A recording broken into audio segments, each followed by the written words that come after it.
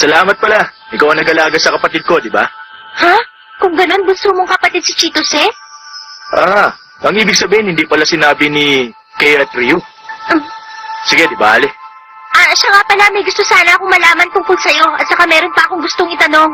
Yahiro, sabihin mo Siguro mabuti pa sumama ka na lang muna sa villa namin. Total, mukhang nakagaanan ka na ng loob ng kapatid ko.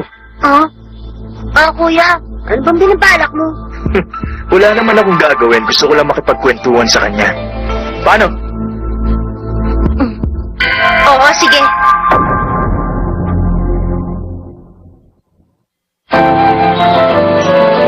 Villa letter. Hikari? Ang weird naman nun. Saan naman kaya siya nagpunta? Nasaan kaya siya? Simula na umalis si Chitose, hindi ko na siya nakita. Huwag kayong magalala. Malapit ng dinner time. Sigurado akong babalik din yun. Ano ka ba? Hindi ka man lang ba nag-aalala para sa kanya? Hinanap ko siya sa buong paligid pero wala. Hindi ko talaga siya makita. Sa palagay ko, sumama si Hikari sa lalaking yun ang hindi natin alam. Pero imposible. Ha? Sino lalaking tinutukoy mo? Sino pa? Eh di si... Ha?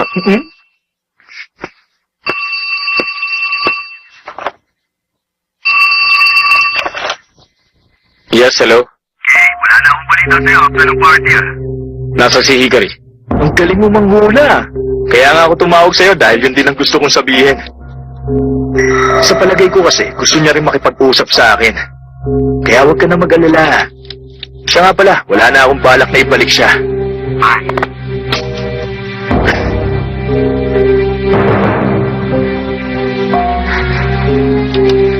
Okay. Gaya nga ng hinala ko, nandun siya sa bahay ni Yahiro. Ha? Seryoso ka? Pero bakit? Nilihim namin kasi ito sa inyo lahat. Pero punsong kapatid kasi ni Yahiro sa si Chitose. Baka nung pumunta si Yahiro para sunduin ang kapatid niya, sumama sa kanya si Hikari. Pero bakit sumama sa kanya si Hikari? Ano man ang dahilan, kailangan natin iligtas kayong si Hikari. Oo nga, tama! Ano, sasama tayong lahat? Hindi, magiging mas madali kung konti lang tayo. Gusto kong sumama. Hindi, Akira, maiwan ka na lang. Pero... Okay, sige na nga. Sasama ako! Okay lang naman sumamang lalaki, di ba? Oo, tama ka. Tara, Tadashi, umalis na tayo. Bye-bye, guys! Ang galing nga, kahit nakidnap na si Hikari, mukhang kalmado pa rin si Kay. Oo, masyado nga kalmado mo yung si Kay. Kaya nakapagtataka.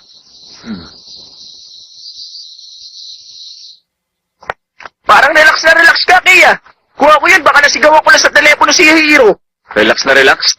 Sigurado ka, ha? Mukha ba ako relax sa itsura ko ito? Ako po, naniniyab ka, Kay. Huwag ka lang, kinakabahan ako sa'yo pag ganyan ka.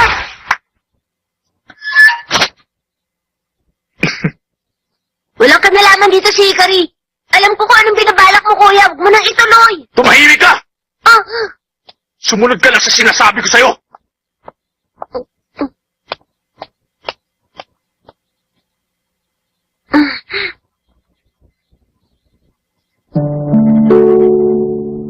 Ah? Nakatikim na ako ng ganito dati. Candy ang tawag dito, di ba? Nag-serve na nito si Akira noon. Siya nga pala, Hikari. Ano ba yung gusto mo itanong sa akin? Ah, yung tungkol doon ba? Didiretsuhin na kita. Oo, sige lang. Yahiro, nag-awal ba kayo ni Takashima at Akira? Ha? Hindi ko alam kung ano ba yung pinag-awayan nyo. Pero kailangan nyo mag-usap para maayos ang hindi nyo pagkakaunawaan. Hindi ko alam na para ka palang pakilamera matanda. Ha?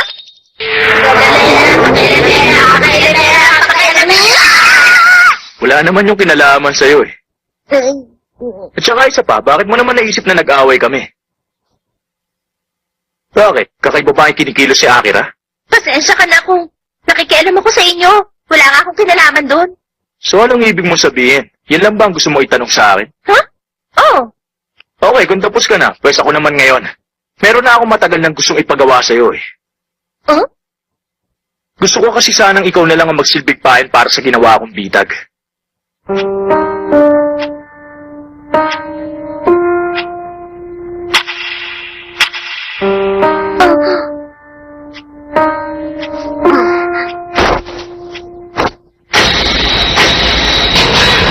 Oh, Yahiro, ano ba itong ginagawa mo?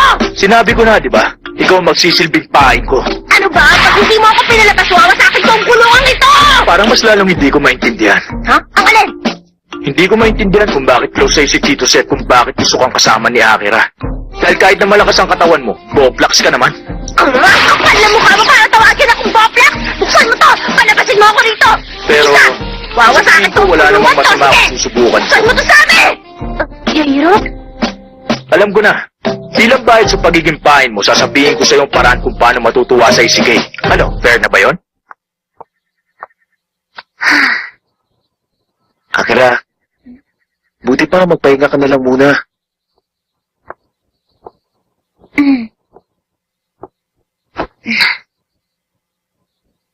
Magiging maayos ang lahat. Yun ang sinabi sa atin ni Kei Tadashi, di ba? Oo, tama kayo. Kaya huwag ka na masyado mag-alala, Akira. Pupunta tayo ron pag kailangan na tayo. Ah, sige.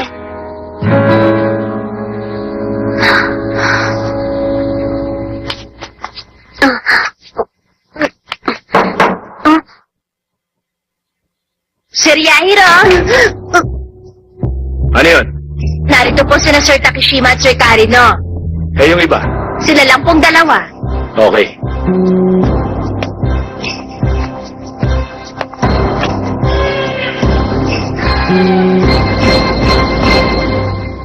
Wow, ang laki! Mayaman talaga mga saiga! Hmm? Kumusta kayo? Welcome sa villa namin.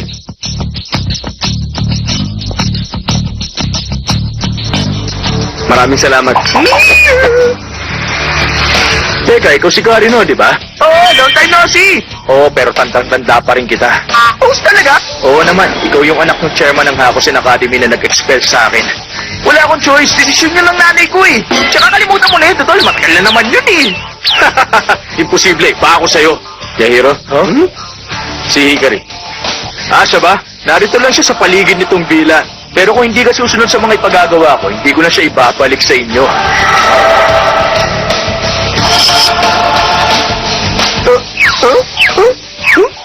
Maalala ko pala, pasensya ka na kung hindi ko na isama si Akira. Ulitin mo nga yung mga sinabi mo. Wala kang karapatang sabihin yan! Tadashi, pwede bang iwanan mo muna kami? Tatapusin lang namin ang pag-uusap namin. Oo, sige ba? Dito lang ako, maglalakad-lakad lang ako sa garden. O paano? Ituloy na natin. Saan ba tayo huminto?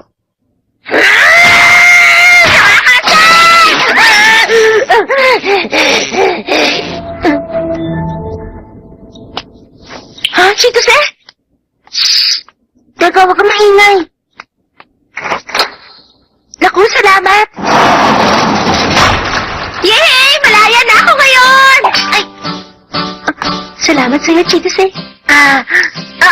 Hindi, okay lang. Wala lang yun. Teka, bakit ang bilis mo naman yata nahuli? Hindi ka man lang naghinala nung dinala ka rito ni Kuya? Ang totoo niya, normal lang naman ang pag-uusap namin eh. Kaso bigla niyang sinabing gusto niya ako maging pain. Nagtataka nga ako eh. Ano kayo pinabalak niyong gawin? Dahil doon yung sa babaeng si Akira. Si Akira?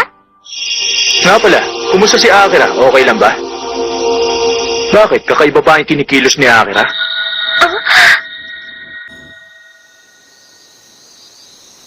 Ay, ibang klase talaga ang villa na to. Amazing! Ang laki-laki tapos parang ang daming kwarto. Mukhang mahirap hanapin dito si Hikari. Dito dali. Huh? Oh, Hikari! Tadashi, bakit narito ka? Sus, ano ba namang klaseng tanong yan? Nag-aalala kami, kaya susunduin ka namin ni Kay. Anak ko, salamat ah. Sige, tumakas na kayo. Ako naman, ididusya ko na yung mga guards. Maraming salamat, Chitose. Sige, takas na.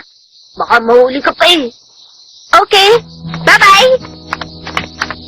Bakit parang nagbago yata yung tono ni Cheetos eh?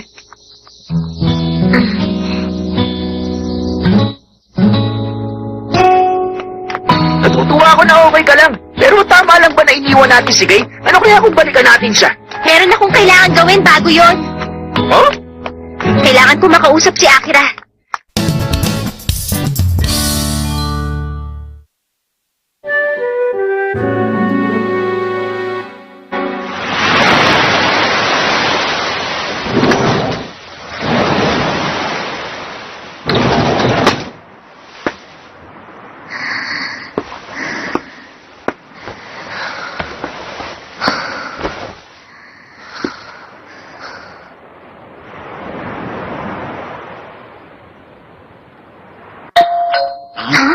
Hikari? Andito na ako! Hikari! Hi! Mabuti naman bumalik ka na! Hindi ko alam kung anong gagawin ko kung may nangyari masama sa Angel ko. Hindi ka talaga alam! Sandali, nasa si Kay? Iniwan na muna namin siya dahil nakikipag-usap pa siya kay Yahiro. Tsaka sabi ni Hikari, kakausapin niya rin daw si Akira. Oh? Alam mo kasi, dahil isa ka at si Takashima sa mga importante kong kaibigan, tatanungin na kita ng diretsyo. Meron bang nangyari sa inyo ni Yairo? Pero Akira, okay lang naman kung ayaw mo sabihin sa akin. Alam ko naman kasi hindi ako dapat nakikialam dun eh. Nagkataon lang kasi na gustong-gusto pa niya makita kaya ako ginamit siyang pain. Ganun ba?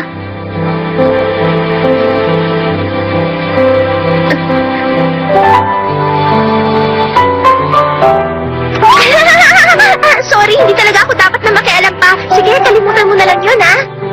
Hikari? Okay, tingin ko kailangan ko nang bumalik sa villa ni Yahiro. No? Pero bakit? Hikari, ako pain niya, di ba? Tapos palihim akong tumakas. Pero ba't mo gagawin yun? Wala ka namang utang kay Yahiro, ah. Oo, tama ka, alam ko yan. Pero sigurado ako magugulat siya kapag nalaman niyang wala na pala ako ron. Sige, mauna na ako, ha? Sandali, oh? Huh?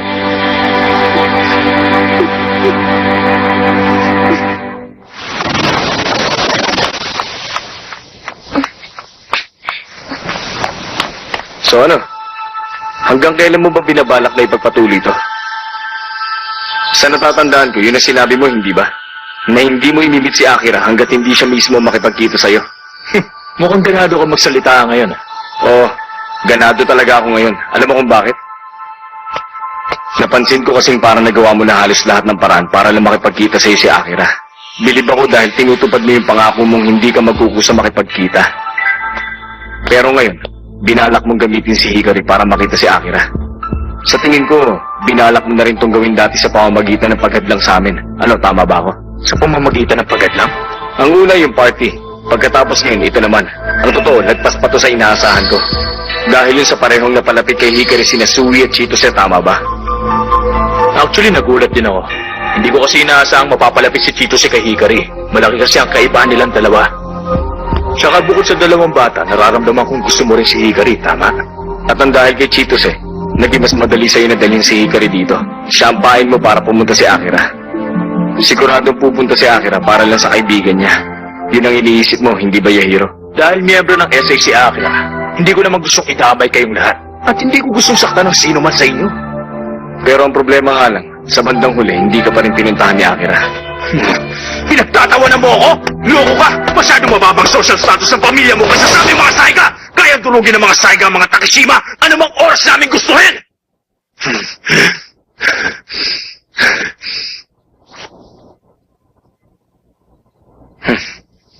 Itong salamin nyo na to, maganda to. Pero, meron mas magandang salamin ng mga Takeshima. Ito ring villa nyo, malaki at maganda. Pero may mas maganda pa rito ang mga Takeshima. Ha? Ano bang ibig mo sabihin? Parang hindi ka yata makatanggap ng pagkatalo, ah. Ang villa na to, para lang to basura para sa amin. Kung gusto mo, sa'yo na to. Kung ganon. Sige, bibilhin ko to. Kung titingnan mo, isa tong blankong tseke. Isulat mo lang ang halagang gusto mo. Pag akin na to, hindi mo na magagalaw si Hikari. Ito na bang pinabalak mo sa simula pa lang? Oo naman. Sinimulan mong away natin sa pamamagitan ng pagdamay mo kay Hikari. Isang maliit na halaga lang to bilang pambayad sa kalokohan mo.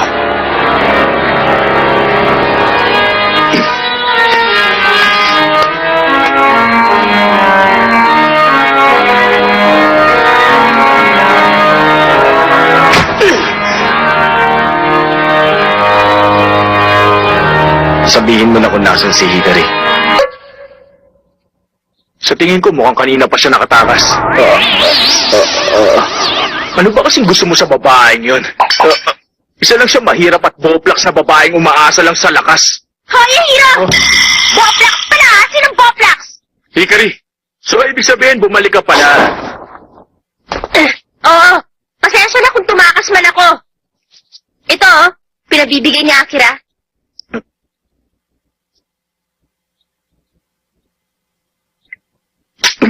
Inaamin kong wala akong kinalaman dyan. Pero napansin ko kasing para nag-aalala ka kay Akira. Yahino, pag may ginawa ka masama kay Hikari, magbabayad ka. Pasensya na, hindi ko pa rin siya nagawang dalhin dito. Pero nagkaroon naman ng silbi ang pagiging pain ko, di ba? Saka alam kong matagal ka na nag-aalala para kay Akira. Ha? Mali pala ako. Hindi ka lang pala Boplax. Oh? Bukod sa pagiging Boplax, weirdo. Ay! Ko? Oh? Lumabas na lang kayo kung gusto nyo. Ano ba yung ibig niyong sabihin? Ano sa tingin mo, Takeshima? Ay! Sandali, hayaan mo ako magpaliwanag! Kung ano-ano talaga pumapasok sa ulo mo.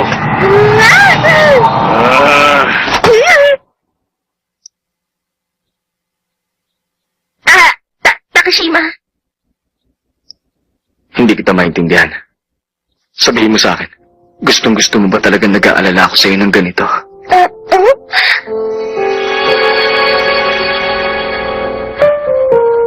Sorry.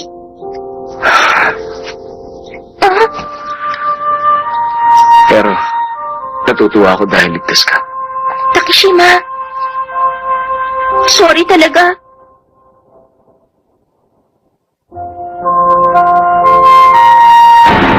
Hiro, hanggat hindi ako nagpapakita sa'yo, huwag ka na ulit magpapakita sa akin.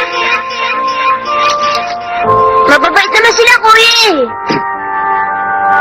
Ngayon ko lang nalaman na mababait na tao yung mga taga-essay.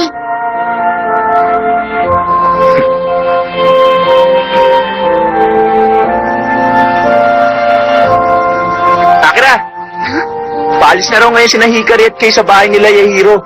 Ganun ba? Ay, alam mo Akira, hindi ko alam kung tungkol saan ba talaga to. Pero siguradong darating ang araw na malulutas din ang problema nyo ni Yahiro. Sa kagaya nga na sinabi ni Ryu, ano man ang mangyari, nandito lang kami.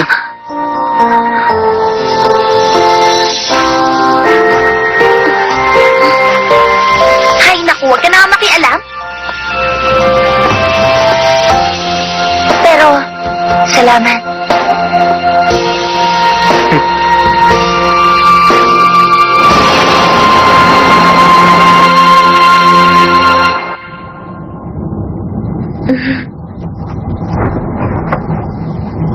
Mukhang galit talaga siya. Masyado siya nag-alala sa akin. Bakit ba lagi ko na lang pinag-aalala ang mga tao? Ano bang gagawin ko? Alam ko na. Takeshima, Hmm? Ha?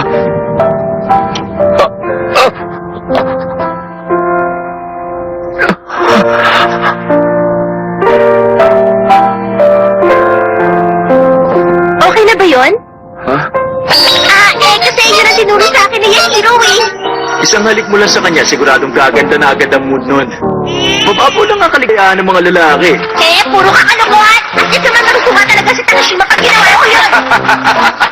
Para ka talagang bata, napaka-ignorante mo. Ano? Kung ayaw mo maniwala sa akin, ba't hindi mo subukan? Pero sa palagi ko mukhang hindi nga umubra. Susubukan ko nga rin halikan si Tadashi. Okay, sige, fine. Ha? Mukha talaga sinusubukan mo ubusin ang pasensya ko, ha? Kung yan ang gusto mo, sige, hindi na ako magpipigil sa susunod. Okay.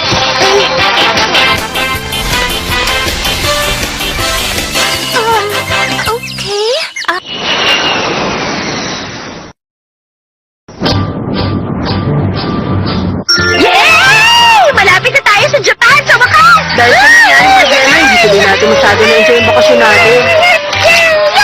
Okay lang yun. At least kahit papano, marami naman tayong nakuha souvenirs. At marami rin ako nakuha kakaibang ingredients. Magluluto agad ako sa greenhouse. Yay! Gusto ko yan! Asa ka pa? Hindi ka kasali sa serving, no? Grabe! Bakit naman? Takashima? Okay naman, di ba? Malungkot lang dahil magsisimula ng next term. Tama ka at magsisimula na rin ng proficiency exam. Ay, oo nga, no? Nakalimutan ko. Hindi mo ako magagawang talunin, Miss Rank number 2. Ha? Sinisiguro ko sa'yo ako mananalo ngayon. Ako na magiging first. Kinagsak mo yan sa kapote mo, Takashima! Tara na mangyayari.